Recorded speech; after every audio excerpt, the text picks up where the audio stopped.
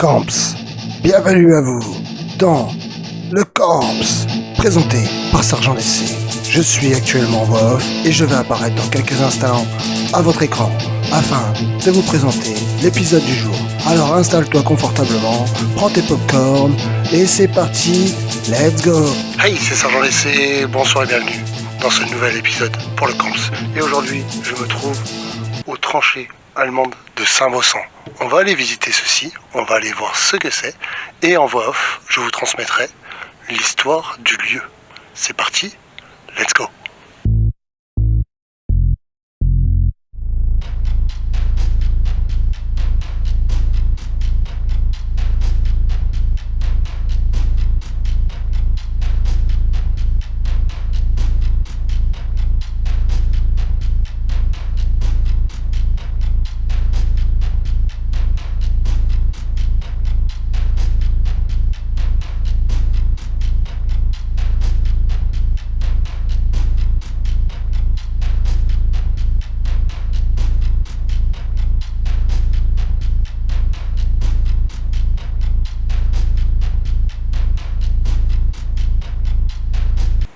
Donc après avoir marché un peu le long d'un bois, j'arrive au premier point qui est donc tranchée des oiseaux.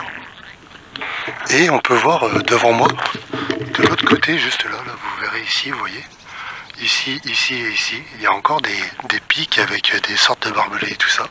Et ici, une très grande tranchée avec un premier accès ici qui est fermé, bien évidemment pour notre sécurité, car c'était des point de renfort pour les tranchées, avec un autre point ici, on peut voir justement qui a été éboulé, et un autre point juste ici, et tout cela continue là-haut.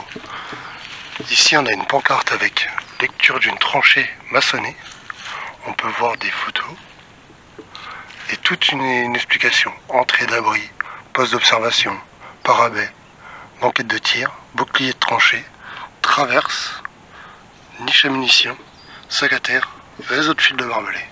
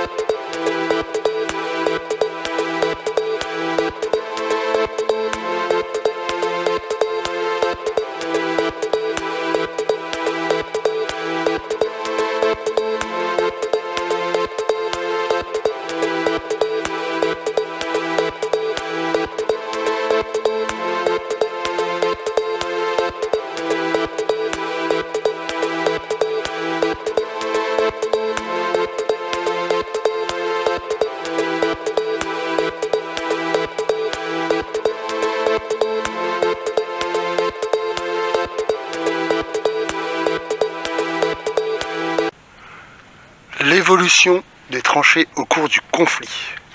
Donc on va pouvoir voir qu'elles ont évolué et vous allez pouvoir l'entendre en voix off bien évidemment, hein, comme d'habitude on continue. Donc là on peut voir diverses photos avec l'évolution des tranchées qui ont eu des maintiens en bois et en béton, etc. Au début là-bas vous avez pu le voir, il y avait du béton et tout ça. Il y a eu aussi des façons de bois, un peu comme vous allez le voir juste devant moi actuellement. Cette tranchée reconstituée dans l'état. Donc là on peut voir des pierres, là du bois qui a été refait pour s'asseoir, etc. Se mettre dessus, se mettre en appui dessus aussi, avec les pierres qui aujourd'hui ont été remplacées par exemple par des sacs. Ça c'était fait dans des sacs et c'est du béton. Là des petits bouts de bois pour maintenir le bord de tranchée.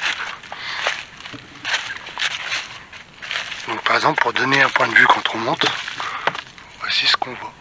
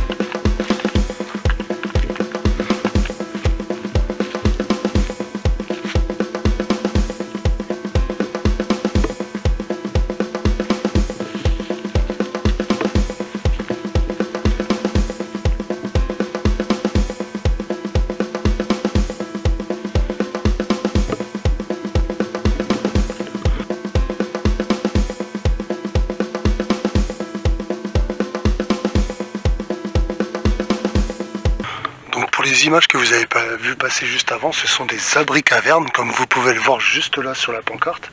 On a toutes les explications de construction, ainsi que comment étaient logés les hommes dedans. On peut voir ici des images remémorant un peu de comment c'était à l'intérieur, ainsi que le bas des tranchées, vous voyez.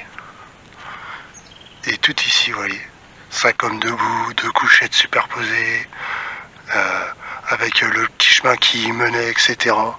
Les hommes étaient axés par demi-galeries très pentantes, très en pente, qui faisaient qu'ils étaient obligés de ramper, avec par exemple des trous d'obus juste là, et avec un homme en haut qui surveillait le bord de tranchée, prêt à tirer.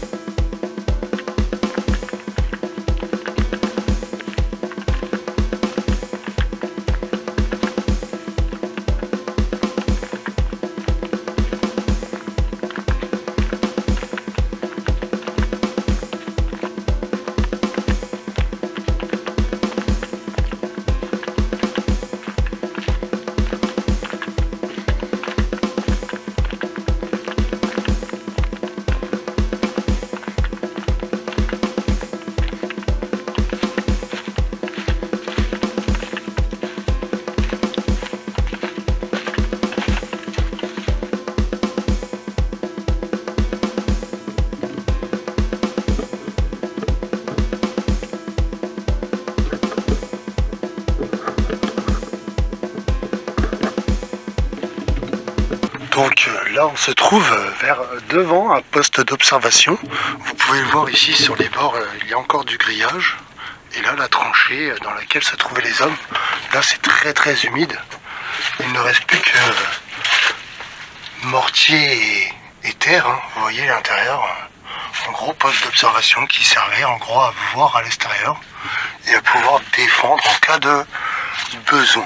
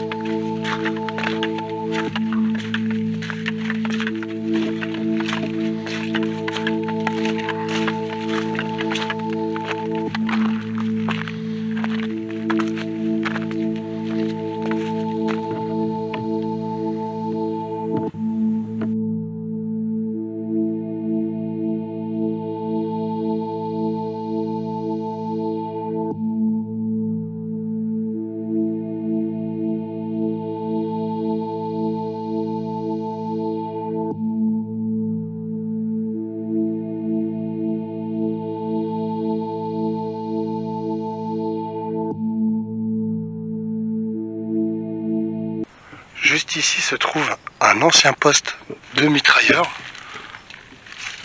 Donc on peut voir un intérieur en bois qui est à peu près potable, car le fond n'est plus existant, il a été refait, et des contours en béton. Juste au-dessus se trouve la pancarte, on va aller la voir tout de suite. Mais en tout cas ici on peut voir que du coup il devait avoir fortement les pieds dans l'eau, parce que moi je suis bien 10 cm au-dessus quand même.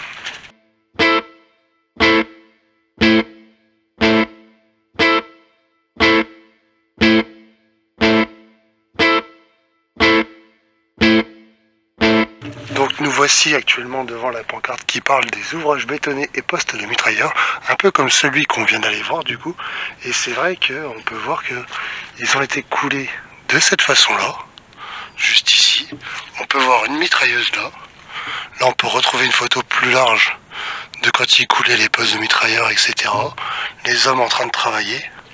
Juste ici par exemple un homme en place dans le poste de mitrailleur et un autre ici encore une fois.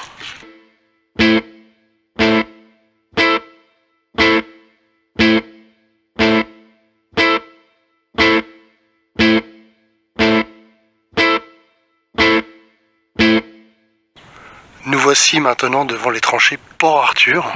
On va pouvoir voir une différence de hauteur qui est assez folle. Et on va même pouvoir voir que là il y a un escalier pour y descendre.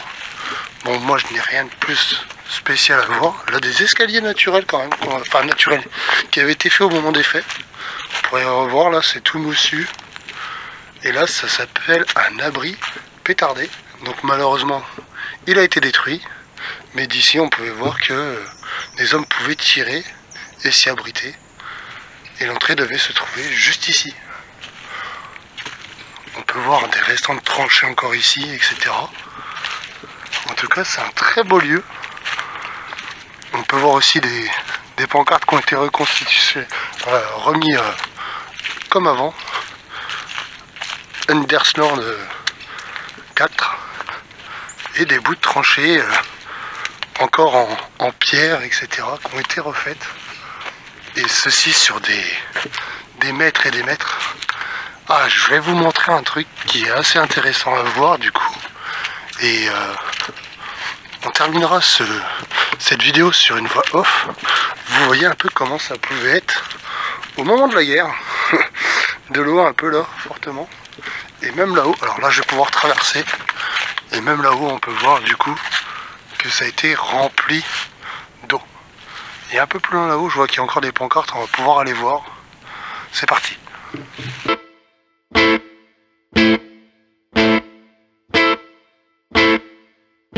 Donc ici vous retrouvez des panneaux d'indication, tranchée Port Arthur, tranchée des Carpates, ainsi qu'ici l'organisation du champ de bataille, avec toutes les explications des fortifications, des tranchées, le devant de la tranchée, le boyau, les tranchées couvertes, voilà tout simplement. Et c'est vrai qu'on peut revoir juste là les conditions dans lesquelles ils étaient. Bon là les tranchées, je pense qu'elles se sont rebouchées un peu avec le temps, mais c'est assez incroyable de pouvoir voir à l'heure actuelle que là il y a de l'eau, hein, donc imaginez au moment de la guerre, au moment où les hommes y étaient, hein, et je suis pas mal entouré d'eau, hein, on peut voir ici, et ici aussi fortement derrière là. Mais les tranchées continuent encore assez loin, on va aller voir la suite, celle des Carpates.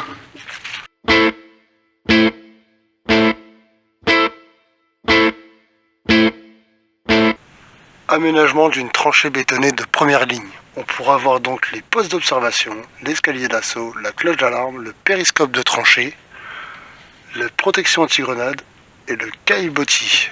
On peut voir du coup tout ça ici sur les numéros qui sont juste là. On peut voir ici des hommes à la cloche, on peut voir des hommes dans le bas des tranchées où c'est qu'il y a encore un peu d'eau. Et ici des hommes au moment de la guerre. Voilà. On peut voir aussi ici du coup forcément qu'elles ont été bétonnées. Là je vous assure que de là où je suis sûr qu'il y a environ 50 à 60 cm d'eau. Et ici par exemple vous pourrez peut-être le voir un peu. On voit le fond qui est juste par là-haut. Et rien que du fond à là déjà il y a une sacrée marche. Et jusque là, moi je viserais oui facile les 60 voire peut-être 80 cm d'eau. En tout cas c'était assez impressionnant.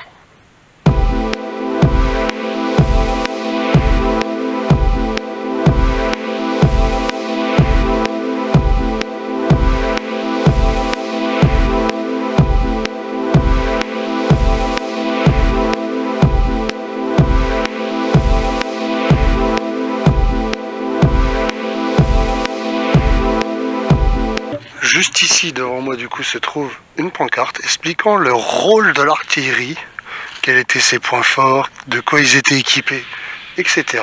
Et on peut revoir une partie de bouts de tranchée de là, ainsi qu'ici des bouts de béton écroulés. Donc je n'ai pas tout à fait la description de ce qu'il pouvait y avoir. Et ça continue jusque là-bas. Et là-bas il y avait toutes les tranchées qui menaient juste au point où on a vu avant.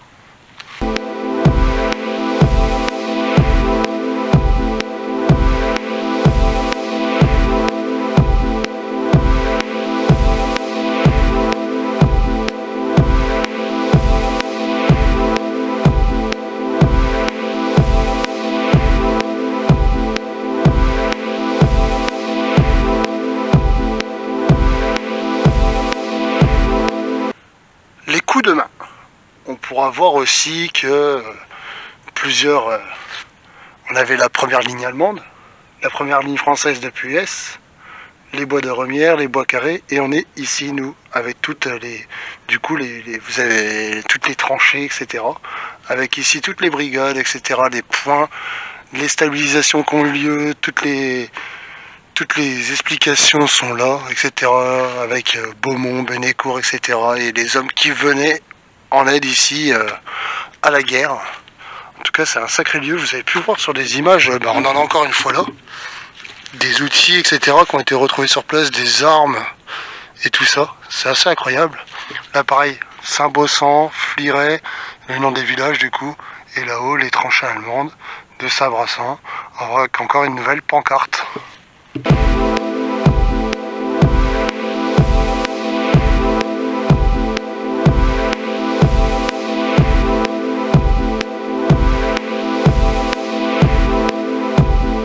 Donc nous sommes actuellement à côté de la tranchée des Carpates et on peut voir ici qu'elle a été aussi faite en pierre et en béton.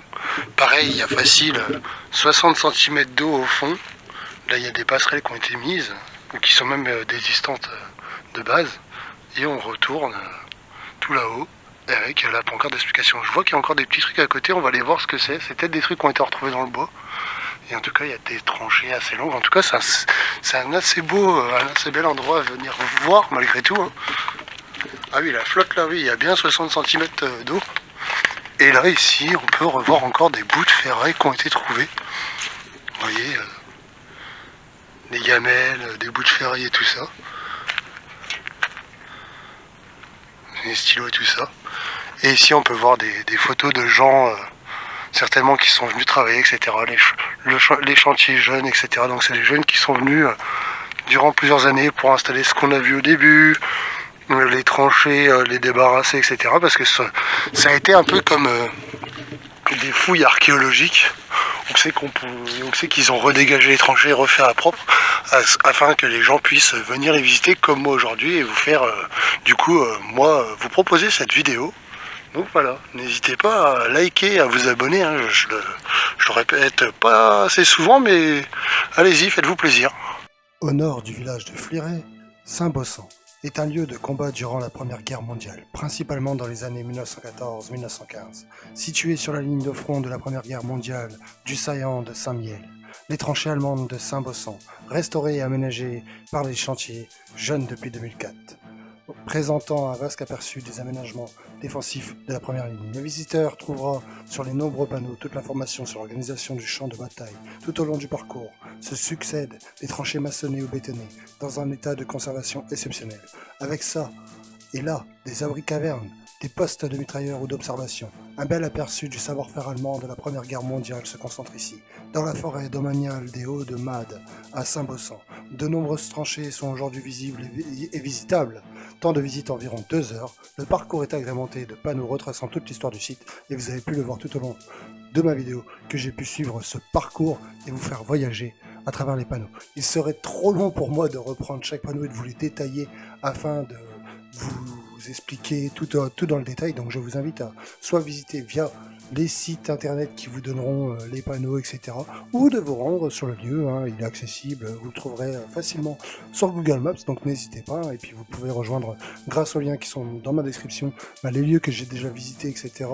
Sur le lien Google Maps, et voilà tout simplement, donc c'était la petite histoire de ce lieu. On peut retrouver donc les restes allemands, et il faut savoir qu'aujourd'hui, grâce au travail de ces jeunes, ils ont pu faire un peu, entre guillemets, de l'archéologie. On a pu voir des restes d'outils retrouvés sur place, des balles, des petits obus et tout ça, les tranchées qui ont été refaçonnées, qui ont été remodelées, on va dire réparées. On peut voir qu'il y a pas mal d'eau à certains endroits. Là, moi j'avais été, il faisait encore assez froid, mais c'est assez sympa. Donc vous avez pu le voir en rapport avec la dernière vidéo, j'avais été du côté de Fliret, donc là on s'y trouve un peu plus au nord. Donc voilà, c'était une bonne visite, enfin bref. Voilà tout simplement, n'hésitez pas encore à vous abonner à cette chaîne, à liker cette vidéo pour me soutenir et pour soutenir le projet du Camps. On se retrouve très bientôt pour une autre vidéo. C'était Sergent DC, et moi je vous dis à bientôt, bisous, au revoir.